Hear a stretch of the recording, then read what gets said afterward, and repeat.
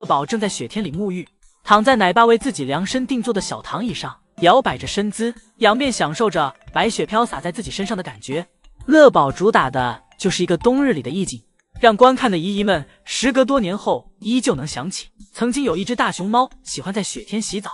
而乐宝始终都是一只活泼开朗的大熊猫，对于雪地更是玩不够。姨姨们说，那是因为乐宝没有带孩子的顾虑，如果乐宝负责带孩子，那爱宝肯定也会很轻松，每天玩得很开心。想来确实如此。而此时爱宝这儿正在和2只熊猫宝宝享受着室内园区的温暖，看上去很是温馨。爱宝正在小木床上吃竹子，而瑞宝此时正在小滑梯上。瑞宝这习惯和福宝小时候一样，出门后都喜欢待在小滑梯上玩耍，显然小滑梯似乎已是瑞宝的地盘。而辉宝则每天不知道都在忙什么，总是看起来很忙。辉宝挤在妈妈身后爬来爬去，而瑞宝就坐在小滑梯上给自己挠痒。辉宝经过几番折腾，爬到了姐姐的滑梯平台上。瑞宝被妹妹发出的声音吓了一跳，回头看去，发现是妹妹后便放下心来，看来大熊猫的胆子都是一样的小。而姐妹俩凑在一起就会发现她们长得还是很不一样的。辉宝的脸又白又宽，看上去就很文静淑女，而瑞宝就和福宝小时候一样，虽然小时候看上去脏兮兮的，等长大了也会和福宝姐姐一样是只大美熊。一会儿爷爷来到园区接爱宝和姐妹俩下班之后，爷爷给园区重新打扫干净。福宝来到室内园区，先是到小亭子上吃了会儿竹子。爷爷给园区更换过草皮后，福宝这坐在小亭子上吃竹子的样子也被衬托得更有感觉了，仿佛坐在了树林中的草地上一般，很是治愈。宝瞪大眼睛看了一圈园区，心想我怎么睡这儿了？反应过来的瑞宝这才慢悠悠的从产青团的草丛里爬了出来。起初瑞宝只是想单纯产个青团，但这时老宋头拿着自己的大板砖就对准了自己。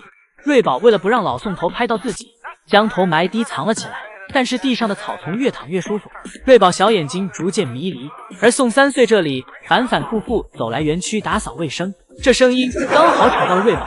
瑞宝眼睛一转，这才想起来自己是来产青团的，不是来睡觉的。瑞宝产完青团快速爬上小树，而永宽也等待已久了，今天终于让永宽感到了热乎的。永宽走上前将瑞宝刚产的青团收集走。刚才产青团的时候瑞宝已经很困了，这来到小树上很快就困着了。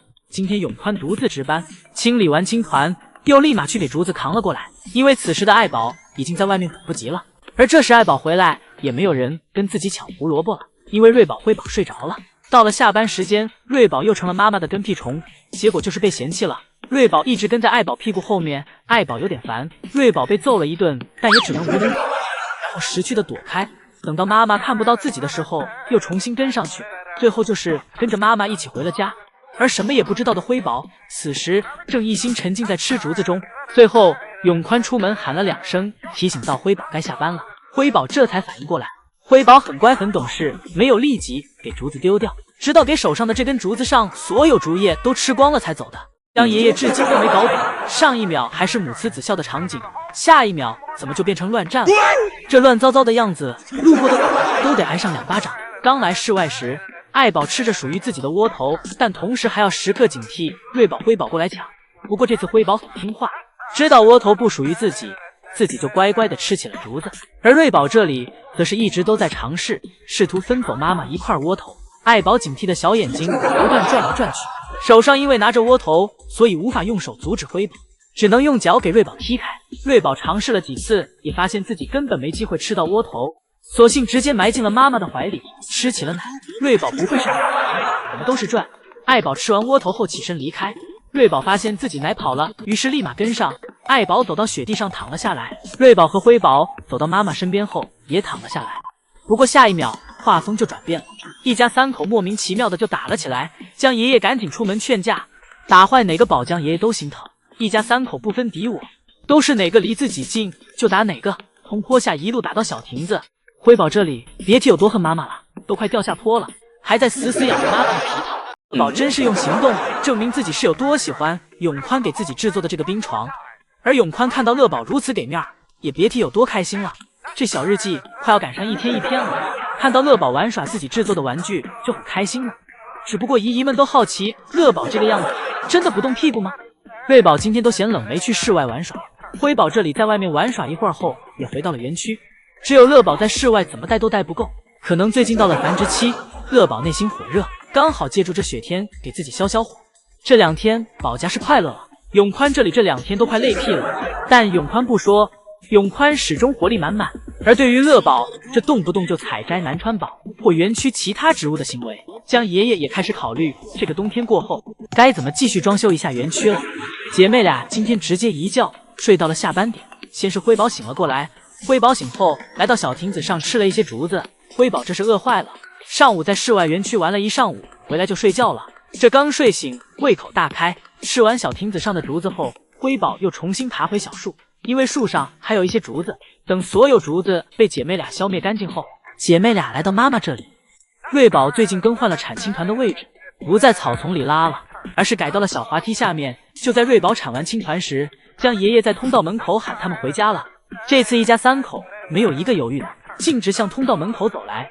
虽然回家的路只有一条，但这一家3口却走出了兵分3路的感觉。尤其是瑞宝这里，今天非要从小亭子离地面最高的地方下来。不过好在咱瑞宝的条件摆在这里，这个落地姨姨们都给出了10分的高分。今天爱宝这边回家都很顺利，而乐宝这里这时还在睡梦中。不过通道门已经为乐宝打开了，等乐宝睡醒，自己就会回去了。辉宝每天不摔2下，生活是不完整的。爱宝看到辉宝来了，心想来都来了，那就别走了，留下来陪陪自己的老母亲。爱宝给辉宝拉到怀里，给辉宝一顿贴贴，让辉宝充分感受着自己的母爱。而此时不远处的瑞宝正撅着小屁股在独木桥上蹭来蹭去，而此时的室外园区，宋爷爷正在为福宝收拾刚才吃剩的竹子，以及放置新的竹子。宋爷爷放置好竹子后，抱着旧竹子离开。今天大象们又要有口福了。宋爷爷刚离开，福宝便走了进来。一会儿姨姨再回来时，刚好遇到了爱宝下班时间。爱宝先是给辉宝从独木桥上扔了下去，然后接着走向瑞宝。瑞宝此时正在小亭子上享受，但殊不知接下来自己将像个球一样被拖走。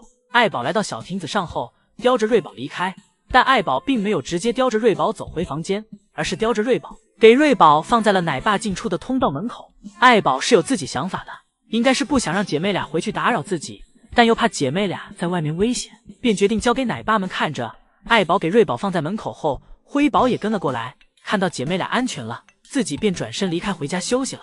而瑞宝在门口喊着让爷爷出来陪自己玩，而辉宝则盯上了爷爷的南天竹。辉宝这小力气再多一点就能给南天竹折断了，不过好在宋爷爷及时出现，辉宝被爷爷吸引了注意。宋爷爷先是给门关好，防止姐妹俩偷溜出去，然后再去放置竹子，而辉宝则乐颠颠地跟在爷爷屁股后面。宋爷爷放置完竹子后，去抱角落里的瑞宝，将瑞宝放到了独木桥上，然后自己偷偷跑走。此时辉宝一回头，看到妈妈和爷爷都不在了，一下没了安全感，转头跑向通道门口。爷爷看这样不行，于是便再次回到园区，给姐妹俩放到了一起，让其相互作伴。而这次宋爷爷离开没一会儿，爱宝便休息完从通道门里走了出来。有爱宝在，姐妹俩这下又可以安心玩耍了。